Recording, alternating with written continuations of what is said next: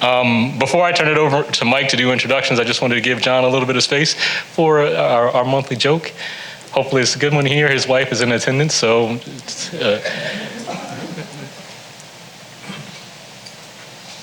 Well, this is helpful for some of you because very few people have the title as economist anymore, and you can consider changing your title.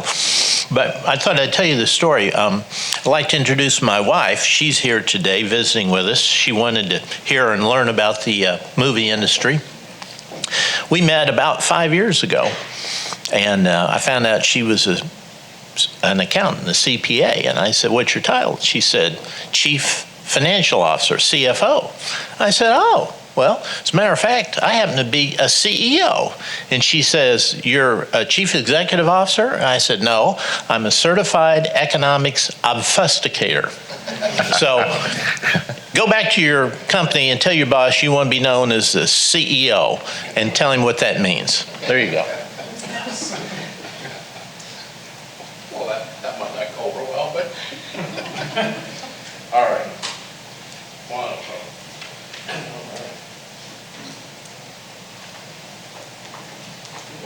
Be careful. Test tool. You got this. Here, hold my beer. You got it? All right, there we go. Did you say there was someone named Jonathan Smoke? Jonathan Smoke. That's a great name. It is. And he goes by DJ Smoke. Great. Wow. So, as Ibrahim mentioned, very excited to have Dan and Michael with us today. A lot of us think we know things about the film and TV industry, but these guys live it every day. So it's really, really cool to have Dan Rosenfelt to my right and Michael Hahn to my farther right. A little bit about Dan and Michael. Dan's originally from Philly. We still love him though. Nice. But he spent a lot of time in Hollywood, working for various well-known companies, the Jim Henson companies, worked a little George Clooney within Warner Brothers, among others, and was president of Riverfront and Third Rail Studios. He's been involved with a bunch of big-name productions, including Argo, which of course won Academy Awards, among others, but a whole long list. I'll let him kind of brag on himself. Michael, on the other hand, is a little bit different avenue of coming into the industry, more from a finance and a development and real estate part, which is quite unique that there's a kind of content and production and that side of the world that Dan's on, to Michael's, hey, the finances and the real estate and everything else has to work.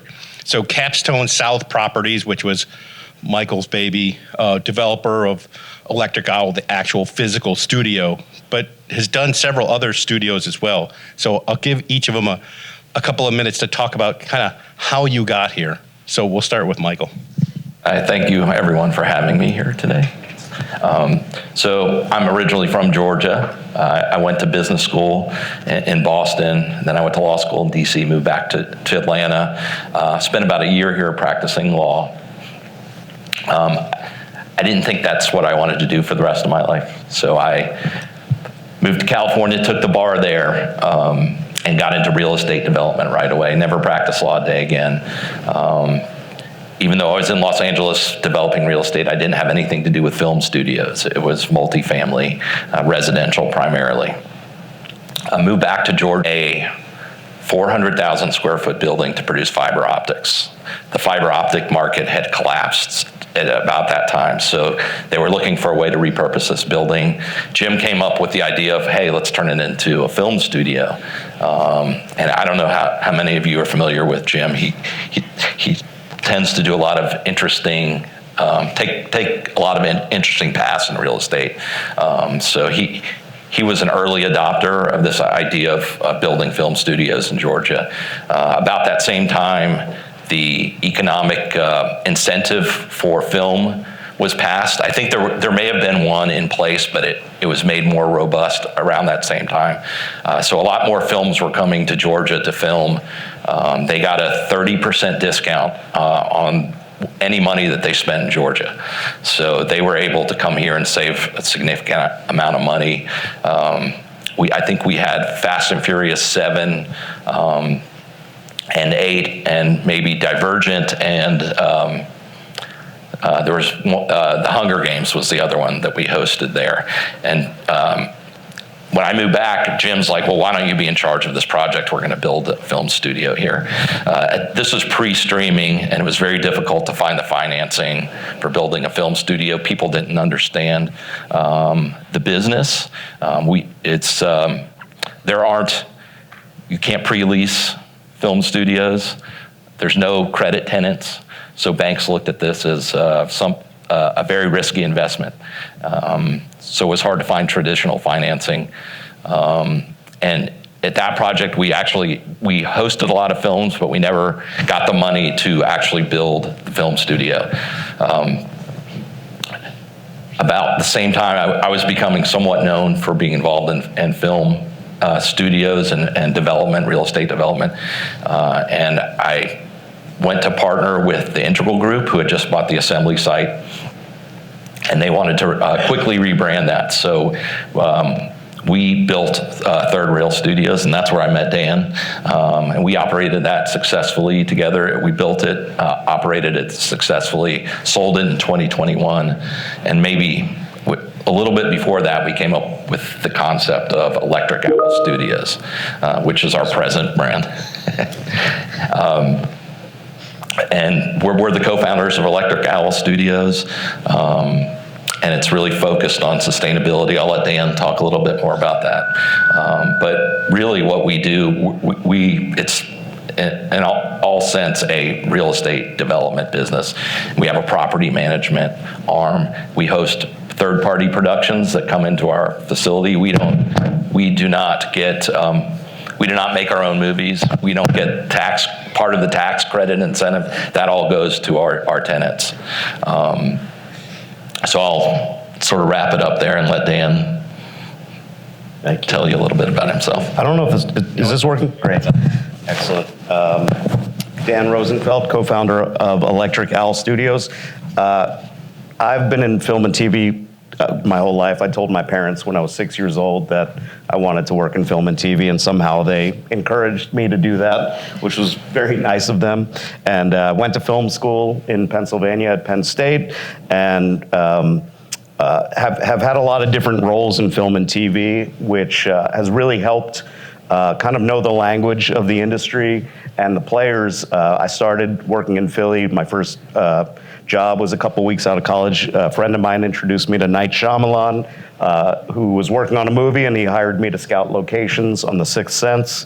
And it was a phenomenal start to my career, just kind of learning what it looks like, the nuts and bolts of physical production, in a city, on the ground, finding locations, doing the locations team does all the contracts with the actual location. If it's someone's house or a restaurant, we're closing a city street, and we have to work with the local municipality, with the government, with the police to ensure safety and that we can close things down. Have to find a place for the crew to eat and to park. So there's a lot of aspects about the physical production of a project. So learned a ton. I did that for about 2.5 years on the East Coast. The last movie I did locations on was East Coast portion of Ocean's 11, which was around 2000. I did that long enough to know I never wanted to be a crew member ever again a day in my life, which I haven't, which is amazing. And then moved to LA with my wife and worked for the Jim Henson Company. Anywhere the Muppets went, I went and did production with them. So Kermit the Frog was my boss, and it was a phenomenal place to be. Great company. I was there about 4 years.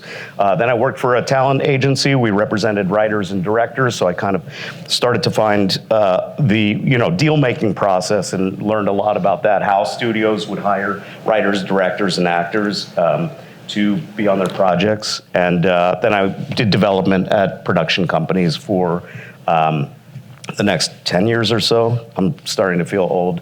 But for about 10 years at Warner Brothers, I worked on I Am Legend and the Da Vinci Code. And then I worked for George Clooney, his company called Smokehouse Pictures, and worked on Argo and a couple other projects with him. And then I was missing physical production, because in development, you find the project, you hire the writers, you work with them on the kind of creative aspects until someone gives you money to make the movie or TV show, and then you pass it to physical production where they actually assemble the thing and shoot it. I would let it go, so I never went to set, and I never got to see the filming anymore, and I missed it. And I had an opportunity to run riverfront stages in LA, and just absolutely fell in love with this really interesting intersection of entertainment and real estate. And it might be good, if you don't mind, unless you have a question for this, for us to talk about kind of what this is, what a studio really is. Absolutely. I was getting there, but yeah. Okay. You don't mind, is it okay? No, absolutely. So we don't make anything. We don't produce anything. We're kind of like a hotel for movies and TV shows. So they're all third parties. It's Netflix, Disney, Apple, Amazon. Those are our clients. They will lease space from us. So we have large purpose-built stages that are 40 feet, clear. We have two 30,000 square foot stages and four 20,000 square foot stages. We have beautiful production offices where the producers, accountants, et cetera, the planners of the production hang out. And then we have a huge mill space where the construction crew and art department build all the sets and paint them. And then a wardrobe building with a costume department works their magic. So it's this full ecosystem. They rent from us. A typical TV show is about 6-7 months for a full season, and we take care of them. We make sure the property's functioning correctly. We make sure that, really sexy things like that the toilets work and water doesn't come through the roof and all that. And so that's what we do, and we just take care of them, make sure they have a great experience. And basically, my job is to say yes to everything that is asked of me. So, in a no industry, I'm the yes man. So. Yeah, and it's important to kind of have all that background of understanding. We want to dive a little bit deeper into the economics and the rest of it, but it's important to understand the kind of level setting the stage, if you will, using a pun. But let's zoom out from there. And you guys talked about how you got here. Let's talk a little bit about how we, as Georgia, how did we get here? Michael, you touched a little bit on it, of a bit of the evolution, but talk a little bit more of the specifics of, hey, obviously the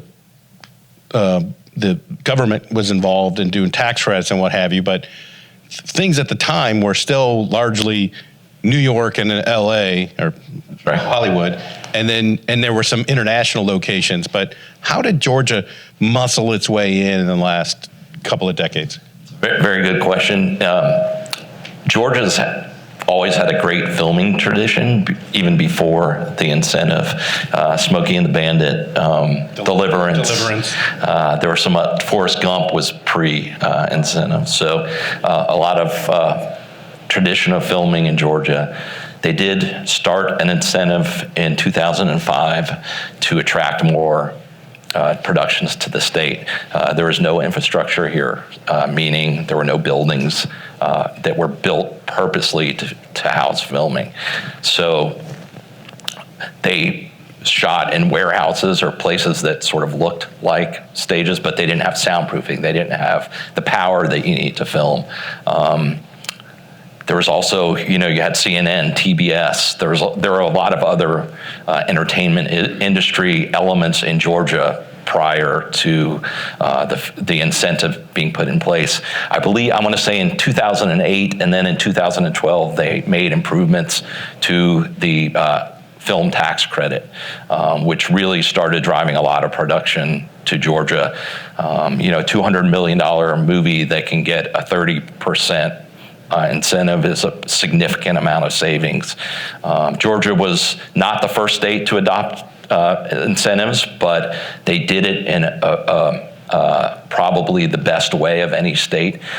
Their model is great. They don't write a check out of the treasury. It's a tax credit, so it's something that has to be cashed in by a Georgia company. All the money, so if they spend $200 million on a movie and they want the credit for it, it all has to be spent in Georgia. So they drive the money to the state. If an actor gets $10 million, they have to pay, if the studio wants the credit for that, they have to pay Georgia income tax. So they get some of that money back. They've done it in a very smart way. We're in New York now, and they actually write a check out of the Treasury for the credit, which is a lot different. Politically, I think it's more palatable to do a tax credit. But around 2012, a lot of larger movies started moving here. Screen Gems, which was a producer of movies at one point. It's opened a film studio at the old Lakewood Amphitheater, which is actually where they shot parts of Smokey and the Bandit. They were the first larger type production company to come into the state. Subsequent to that, I know Jim Jacoby, we would have been the second people to build out at OFS, which is the site I mentioned earlier. But Pinewood, Dan Cathy ended up building really the first purpose-built, really nice stages in Georgia. And then, we followed suit with Third Rail and some other, as we shifted, there's really, since I've been doing this, there's really three phases of what we call the media production industry. We used to call it film and television, but that's sort of blurred now. So you start out with traditional film and television when I first got involved. Then the streaming wars really took over, which was a race for subscribers for streaming services. So there were a lot of content was being produced. There weren't enough stages in the world to produce the content, so people were coming to Georgia. They were saving a lot of money. That went on for about 10 years, and now we're sort of in a new phase. Which is, I call it a race for profitability as opposed to a race for subscribers. When they were looking for subscribers, they didn't care, the streaming companies and the traditional media companies weren't concerned whether or not they made money as much. But now Wall Street is telling them basically you have to be profitable, otherwise it's going to impact your stocks. So we're in that phase now, and it's an adjustment. I think it's been about a year of adjustment here, and we're production's been slower than it has been normally, but we're expecting that to ramp up. And there's some other reasons for that, but Strikes, maybe? Yeah, labor issues. So touch a little bit, maybe Dan, you might touch on the kind of strikes and some of those other pieces, because one of the other interesting things that you mentioned to me when we talked previously was how the industry itself is oddly counter-cyclical. It's not, it doesn't work on the same sort of like cycle as the rest of the economy. So Right. touch on the strikes and some of the other aspects of the business side. Oh, well, first, let me just add on real quick to the tax incentive here. It's also very powerful in that it's a 30% transferable credit. So these large production companies that they are given this credit, and they're able to write off their kind of income tax with part of this credit too. But there's a ton left over of that 30% from larger budgeted projects, and they can actually sell those on the open market here to individuals and corporations, which they do all the time. So they sell them whatever's left over for, depending on how many there are, for between 90 to 98 cents on the dollar to Chick-fil-A, Home Depot, UPS, you name it, so that people are able to buy those credits. And also what's special about Georgia versus some other tax incentive states in the US is above the line counts. So above the line is actors, directors, producers, and writers. Everyone else is considered below the line. It has something to do with the call sheet that gets sent out to everyone every day. But above the line gets to realize the 30% tax credit as well, whereas other states don't include above the line. So if you're paying Dwayne Johnson $15 million, that is included here. So that's a huge thing. But yeah, I will talk a little about the non-cyclical kind of aspects of film and TV.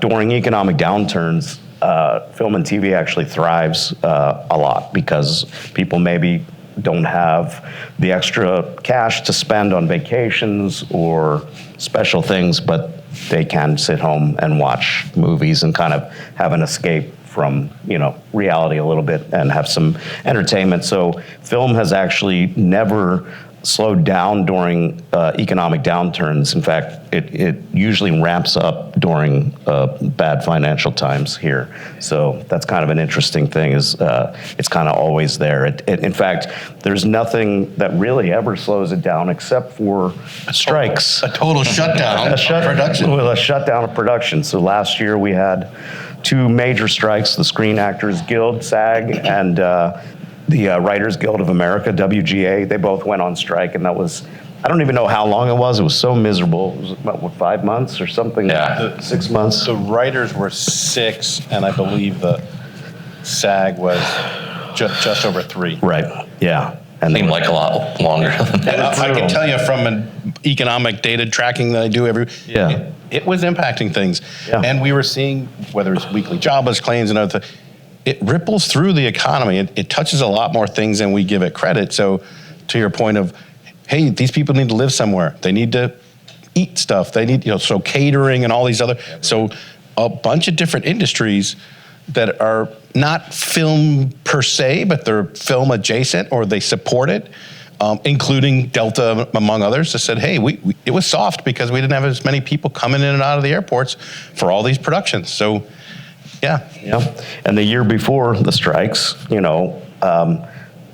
spending on film and TV in the state of Georgia was at $4.4 billion yearly. Wow. Billion. And, that's a lot of money flowing into the state and being spent here across the board. And it really does kind of track and spread very wide, not only with vendors and crew, people working, but the money that gets spent locally on with food, dry cleaning, hotels, et cetera.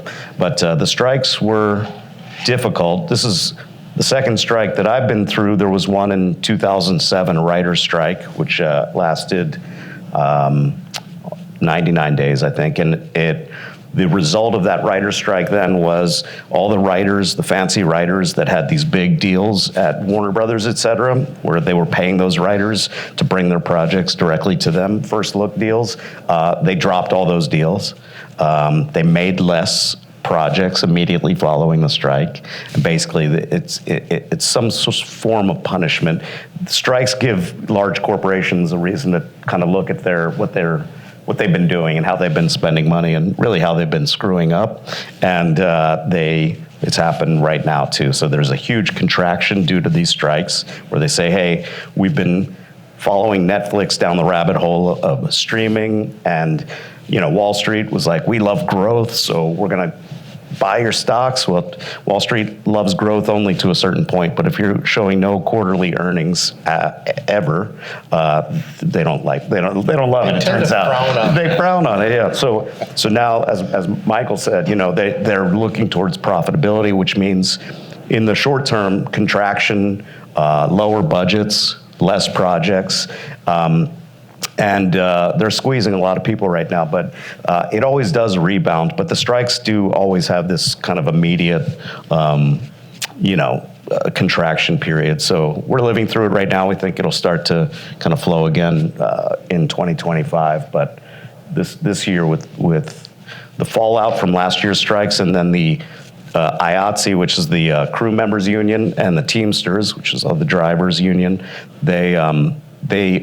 people thought they may be going on strike because they had a new contract coming up, but they made their deal and figured it out without a strike in July. But that caused a lot of our clients to kind of say, like, we're not even going to go to film in America this year, which is what really happened this year. So they went to the UK and they went to Canada mostly. Still. Yeah, well, there's no unions there, and so the cost of labor is so much less. Plus, there's incentives, so and there's infrastructure. So they have beautiful stages and they have everything that they need in those places. So we're really in Georgia's incentive is amazing, and we're positioned very well. But when our clients start to look at where they want to bring projects, they really look at the world and they kind of start dialing it down from there. Like, should we go to Australia, which just passed and enacted a huge incentive, or should we go to the UK, Canada, et cetera? So we're competing globally, but things will start moving again next year.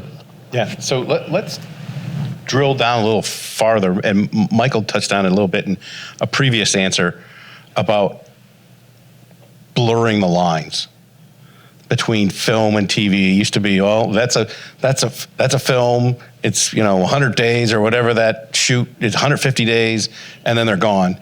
Versus, hey, they're going to keep coming back because it's a television show. Talk a little bit about that, and you talk about blurring and what have you. Sure, and I'm sure Dan can add to this really well, but when we first started doing this in 2012, it was film and television production. That's what it was referred to, but it's slowly become, we call it now media production, because what's television, what's film, that's all shifting and has shifted over the past 10 years. You see a lot of limited series, which are sort of like movies, but they're not really movies. And then movies get shown at home as opposed to in theaters, and traditional television is changing. Everyone's getting their, quote, television or series through a streaming service. So things have just shifted, and they're constantly shifting, and one is becoming more, the TV shows are becoming more like movies, and the movies may be becoming more like television shows. So it's media production. Yeah, and there's we're agnostic to who comes to a studio like ours. We're happy with anyone, who Just pays the bills. Paying customers. Yeah, so that's a nice thing. I don't go like, hey, let me see a script, Like, please, don't show me a script. For George Clooney, I read 300 books a year and like 500-600 scripts a year. And I'm a very slow reader, so I can't even look at that stuff anymore. So TV shows we do like them in that they tend to use more lighting and cabling than movies. And we work with vendors similar to a hotel in a way. We have exclusive relationships with our grip and lighting vendor. So they are on site, they rent space from us, and they have all the lights and the cables. And we derive about 20 to 25% of our revenue from our revenue sharing with our vendors. So TV shows, they use more lights and cables. We do better on that. Movies tend to pay a larger rent number in negotiations, so we like that. So it all kind of evens out. But the TV shows sometimes come back, sometimes they don't. At our previous studio, Third Rail, we had a show called, what was it called? Good Girls? Yeah, Good Girls for NBC. And they did season 1 with us, went great. They loved it, but the lead actress had in her contract, like, if it goes to season 2, I want to be home in LA. So it didn't come back, right? So, and then sometimes they get canceled. So I actually never get too psyched about, the TV show as far as like, okay, it's going to be here forever. It's great if you can knock it out of the park. I mean, Stranger Things has been here for all of its seasons. They take up the entire Screen Gems studio, and they're loving life. It's great. They have like 100% occupancy with that. That's always a wonderful thing. Master lease deals are also something that we've done in the past. They're hard to get. They're hard to attain. It's basically Netflix grabbing our place for 3 years and paying for the whole thing. If they can't bring a show, the timing doesn't work out, et cetera, we sublease. So I don't want people paying for a place and not being in there. First of all, because they'll be miserable. Second of all, because we actually don't get any of the vendor revenue sharing deals if they're not filming. So I did a 3-year with Netflix at Third Rail and a 2-year deal with Apple. And we're working on that with a couple companies right now, but they're hesitant to do it. Film and TV does not function in a way that a lot of corporations do with regard to planning, which sucks. They don't. It's not as predictable. It's not. It's just not an exact science. The actors and the creative really wag the dog. I mean, they're really, if an actor can't find room in his or her schedule, or the director creatively just says, I have to be in New York City and I can't go anywhere else, I'm not going to shoot Atlanta for New York, then the big studio, who's paying for the thing or distributing it, they say, okay, we'll let you do that. They do not force things. So they can't plan anything out. People ask me like, oh, what do you have booked for next year? And I'm like, I have no idea. Well, that's like when Michael's saying going to banks looking for money or going to any investor. It's like, who are your clients going to be? We don't know. When are they coming? We're not sure. They they don't love that. So a studio deal like ours too is the last contract the production signs before they go into production. So, So not the front end, it's the last. They have to have the actor sign their contract. They have to make sure they can find the kind of physical locations around the city, and the housing and crew. How many crew are left? How many shows are going at once? Are the good crew still available? So they do all of that work first. We're the last, and once they're signed, they're locked in. That's why. But the majority of agreements I've signed for TV shows and movies are at most, like, I'll get it signed a week before they move in, but usually it's the day before. Sort of $2 or $3 million deals, and they're our lifeblood. But you don't know until, and our investors are constantly saying, well, can we get an update on who? And we do it, but we know nobody on that list is probably going to signs up for. I'll talk to a movie or TV show, kind of the executives, the production executives, for maybe 4 to 6 months prior. But it's kind of like so nebulous for them at that moment. They're just kind of looking around the world at that point. And then it starts to kind of drill in, but we don't get the deal done. I just booked an HBO limited series, and they move in November 1st. We'll see. We got to get the contract done. Not done yet. We haven't started the red line on the contract, so wow. I sent it to them, but they'll get to it.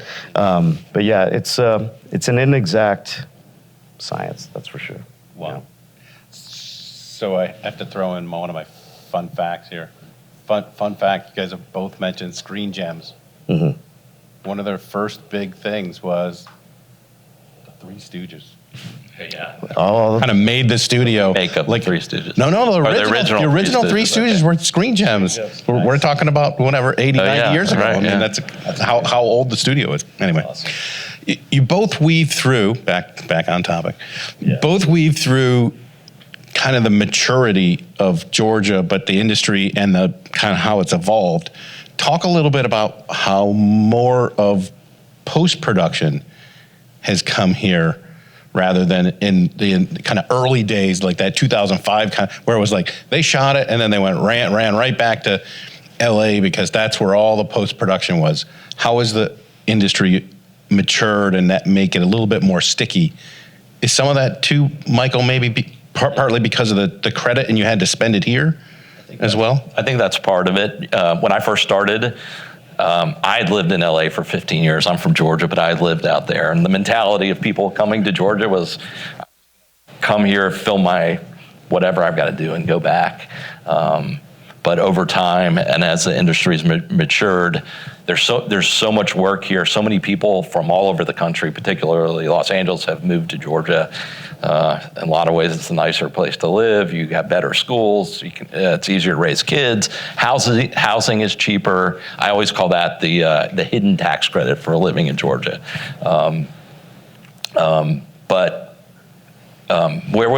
I got off track.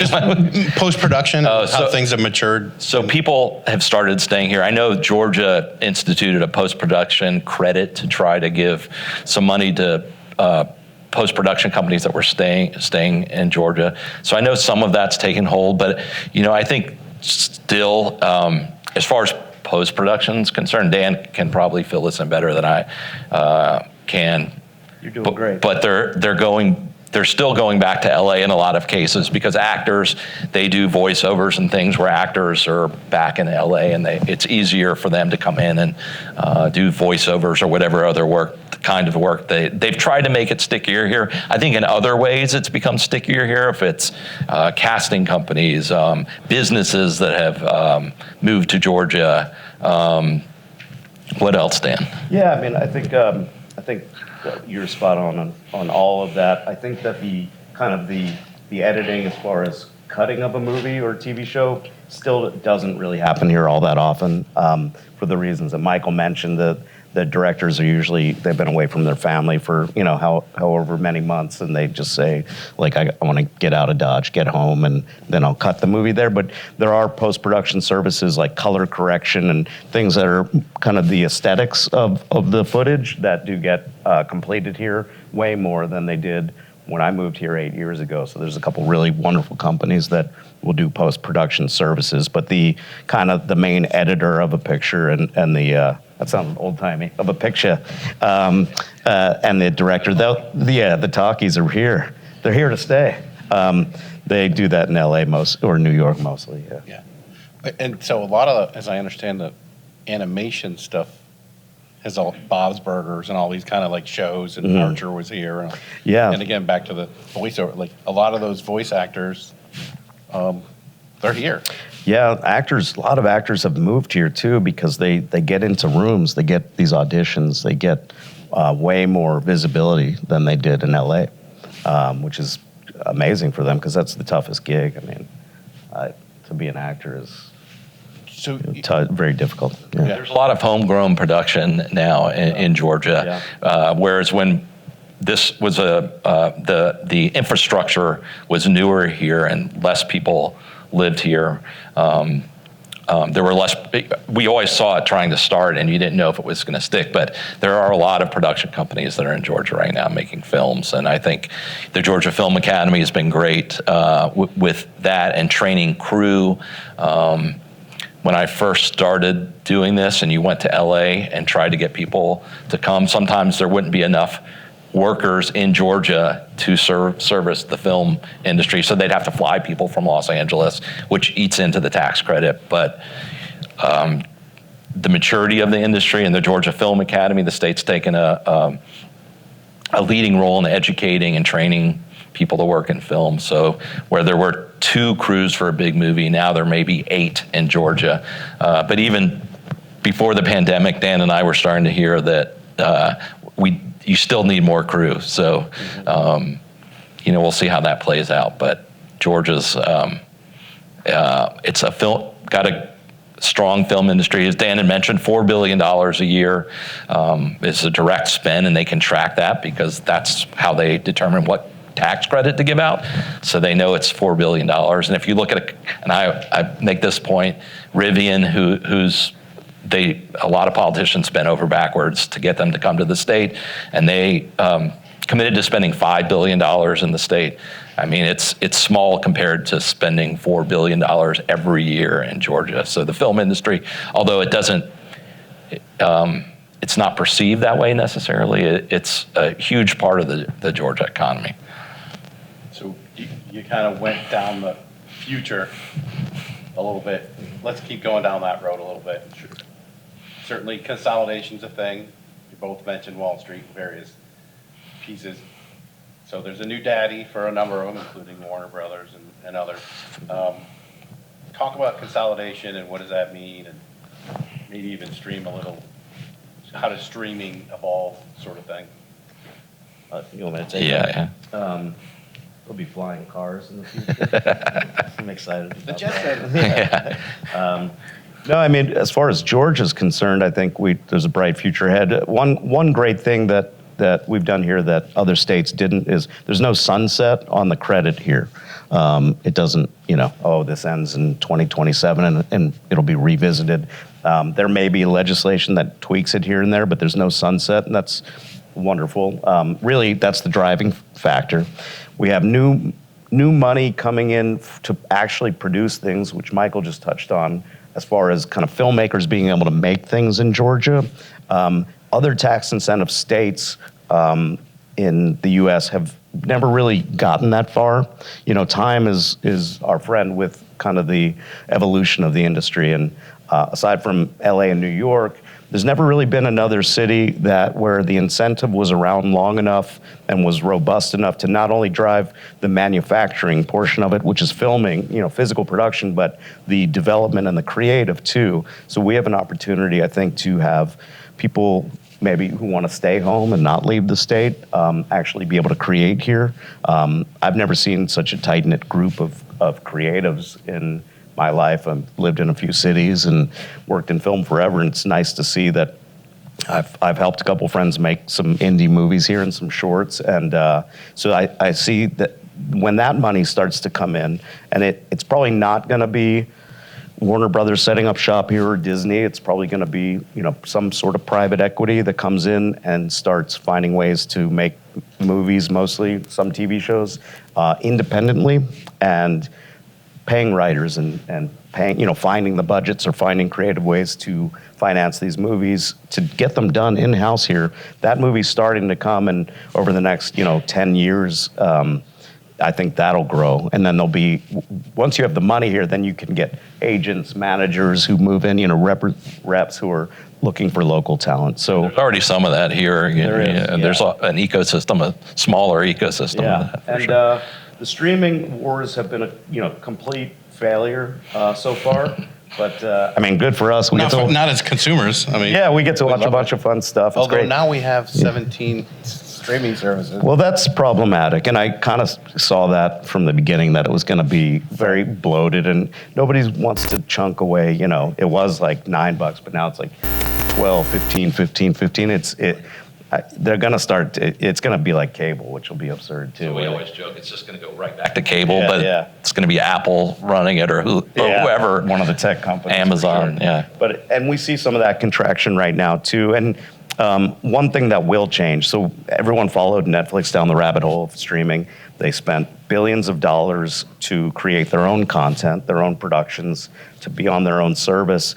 They gained subscribers, but they just lost billions of dollars. Like, they just didn't make any of it back. So they're going back to the licensing aspect that was doing very well before, where they would make their own stuff, Paramount, and license it to Netflix. So we're seeing some of that now. Back to the Future.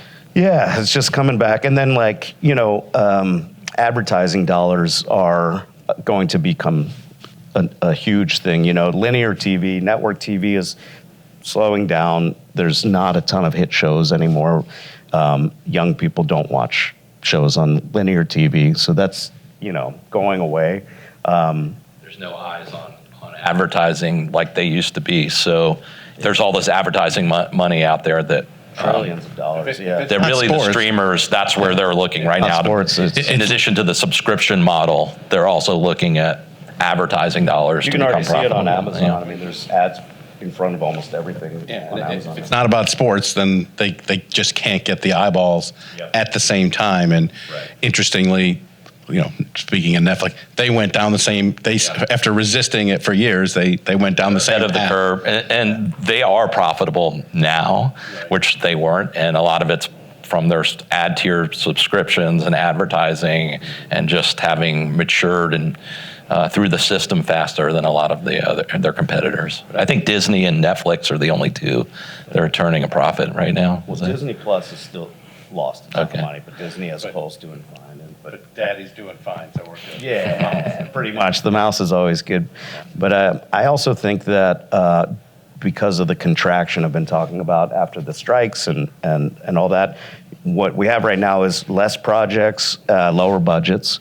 That'll change and increase, but I do think it's maybe a good thing that the industry is a little blown up right now.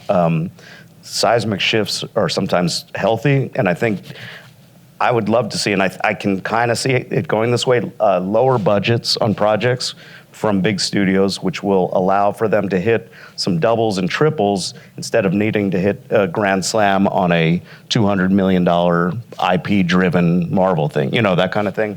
Right. Yeah, or the Joker, which has just lost tons of money, right? So it also sucks. I thought the joke in Joker was the returns it's got. Box office has been awful. But so we got maybe a couple of minutes. I'm asking a lot of questions. Are there, Joe, please? Yeah, so one thing I'm curious about your thoughts on is, like, younger generation, they're not really watching content as much at all, like not TV or movies. They're watching like low quality, like YouTube shorts, TikTok, stuff like that. Like my nieces and nephews, they never talk about movies and TV. It's always the latest from their favorite streamer. How do or anime. I do think we're heading towards a huge shift in what people are watching. I have 2 teenage kids, and the younger one, my daughter, doesn't watch a ton of shows. I do think that their brains are being rewired a little bit, where they can't even.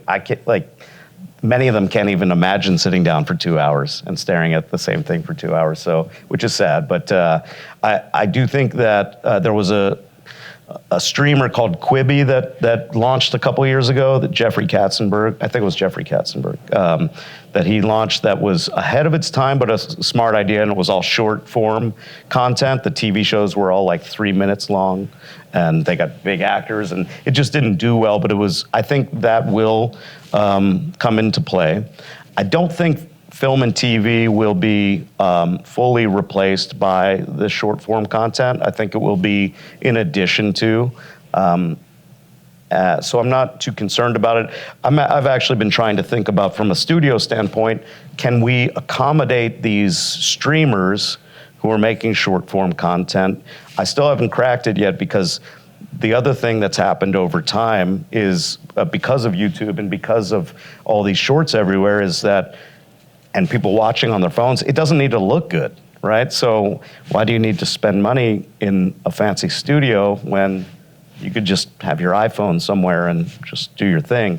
So I've been thinking about that. And I don't know what the future holds with regard to that becoming kind of, I don't think it's just gonna be the only thing. I think the TV and movies are fine, but I do think that some of the, like in China right now, they have these things called micro dramas, which is a $5 billion a year industry, and they are 1 minute episodes, and they're absurd. The shows are absurd. There's always some cliffhanger that makes no sense. It's only a minute. I mean, it's a minute long, yeah. You can't really dwell and that we very rarely get an import from China in film and TV, but the micro drama has started here already. Yeah. Wow. So I can see that happening, but I think budgets are going to go down on projects, which I think is the greatest thing that could happen. I mean, spending $200-300 million on a movie is outrageous to me.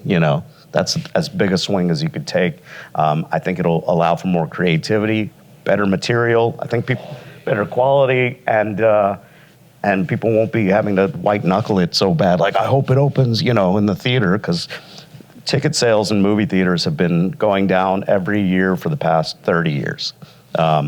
The sales numbers themselves have actually gone up because ticket prices have gone up, but the actual ticket sales have gone down. So I think we're going to need a new experience in the theater too, which I expect and am excited for and have some ideas on.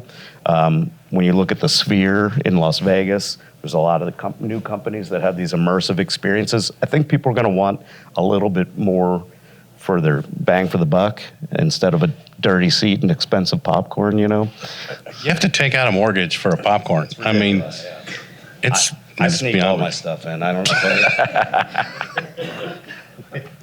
Arag, please. How do you guys figure out where to develop within Georgia? Because I see like Charlotte is down south. I see Assembly being all the way up in the perimeter area. Like, how did you guys figure out where to develop that? So every city has, there's a couple of things, but every city has, and I'm sure you've seen the gossip show TMZ, and that stands for a 30-mile zone. So in LA, I think it's at La Brea and Beverly Boulevard, there's an imaginary pin there, and they draw a 30-mile radius or circle around that pin.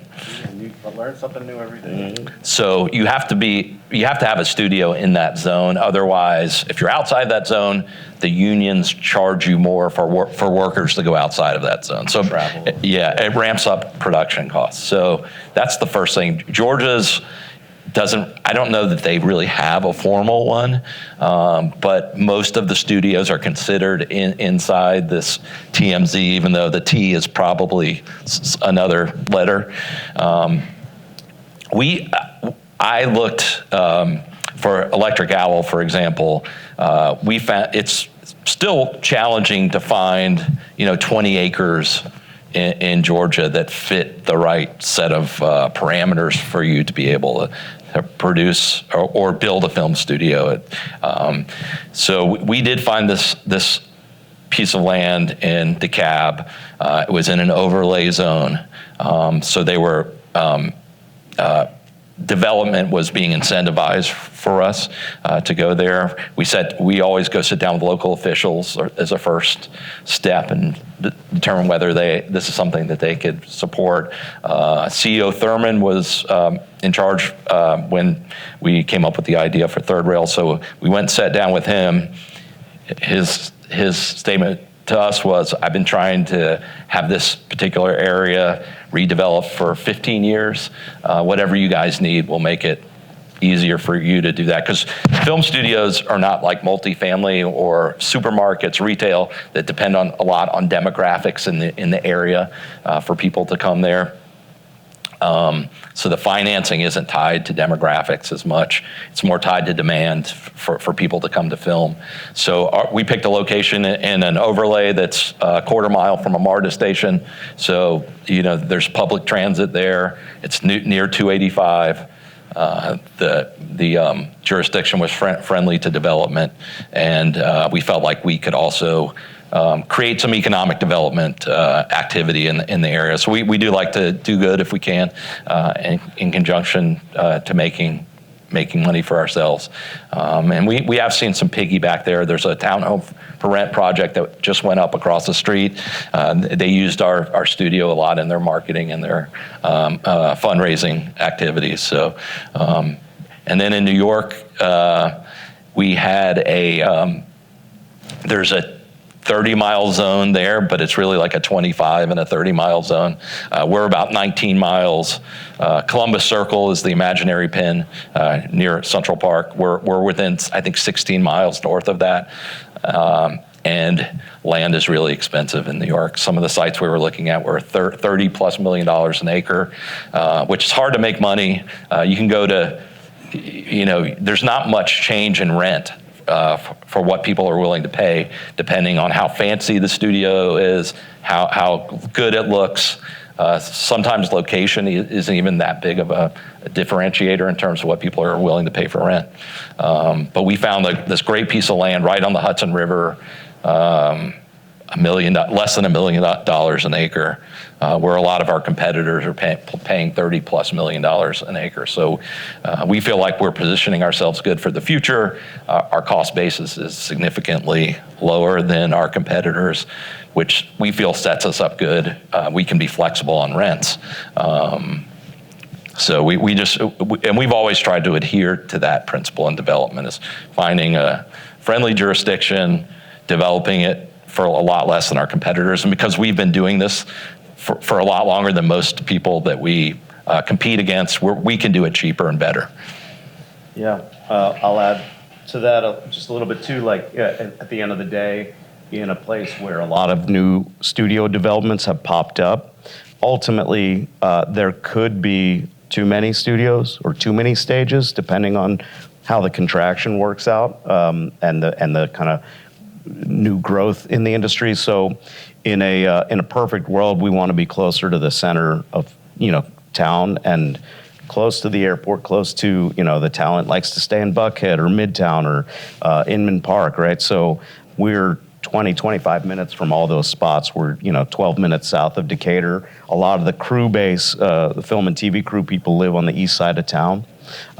So very close to us, so they're always so psyched. Local line producers are the ones who go through a script and do the budget line item by line item. So they live on the east side of town. So a lot of that was part of the choice too, was to be close. So in depending on if it's a full studio show or if it's a location show, that will drive people to your studio too. So if someone wants to film in Atlanta proper, it makes it a little less palatable to go down to Fayetteville, to Trilith. Gorgeous studio, massive, but for them, out of the way, right? So those factors play into it. We just want to be close to the center of the heart of town. And then being the greenest studio on earth, the only LEED certified studio on the planet, we want it to be near public transit when we can too, just because the city's not getting less crowded, as I've noticed. That's a great point let's kind of wrap up there. Why does the sustainability thing matter? I know it's a huge pride point for you, but why does that matter? I'll just say something really quick and then let Dan take it over. But, as a developer, you see an opportunity to build something or do something that no one else has ever done, which is create a gold LEED certified film studio. So, I thought that would be a great for marketing. And again, we're doing good, and we're really meeting the industry where it's already headed. And then you segue that. Yeah, I mean, that's the past, I would say, 10 to 15 years. The film and TV industry has been cleaning up its act. Traditionally, historically, really wasteful industry, builds a ton of, new sets with, beautiful brand new lumber at the end of the shoot. And literally blows it up. It blows it up. Or they throw it in the they trash. just all throw it in the dumpster, and everything's like that. Catering, too much food, too much, disposable plastic things. So over the past 10, 15 years, there's actually sustainability departments at all of our clients, at Disney, et cetera, and their job solely is to, diminish their carbon footprint during their production. And so we thought, let's meet them where they're headed already. We looked around when we were thinking of the Electric Owl concept, and we didn't really see any sustainable film studios proper. So we don't force the productions to do anything, but we infused the studio lot with as much stuff as we could. Solar panels, which offset 30% of our usage. We have pollinator beehives. We have food dehydrators, so food scraps get thrown in there, they dehydrate, and then we can use them as fertilizer, mulch around our grounds. We have a styrofoam densifier in our mill, which takes they use a lot of styrofoam pieces still for sets that they paint to look like a house or whatever, and they usually would just throw them in a dumpster, which takes up a ton of space, even though it's not heavy, so they can throw it in this densifier and it crunches it down to a little cube, which can be either reused or at least have less dumpster swaps, which saves the environment as well. So our productions love it. And it gives us it's a story too. It's a nice kind of brand identity that we're very proud of. And studios typically don't have a story. A stage is a stage is a stage. So, we're doing that in New York. We're doing that in London as well. So people know that, we care about this as well. And we can provide them, the analytics of it too. We can give them the info of here's what you saved here. And, we have 48 EV plugs on the lot. They're not all used all the time, but they're there. And we're able to show them what's been used. So, I think we've already seen since we opened a year ago, we've already seen people starting to all of a sudden call themselves a sustainable studio and put it on their website and their marketing. They're like, that's a good idea. Hey, wait a minute. So, but it's to be LEED Gold certified, I think it costs 1% of our overall construction budget.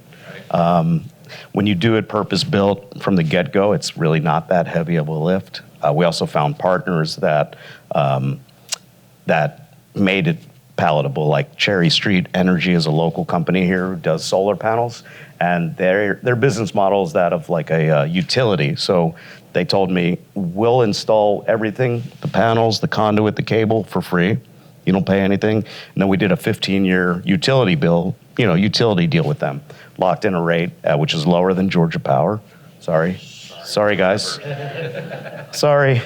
So we pay their bill, and then we pay the Georgia Power bill as well for everything that's left over. But we found partners like that to, allow us to build in that way. But our clients really love it and ask us questions about how they can, kind of jump into it as well, which is really positive. Well, if you would please join me in thanking Dan and Michael. Great conversation. We could spend another couple of hours, but we don't have the time. But thank you very much.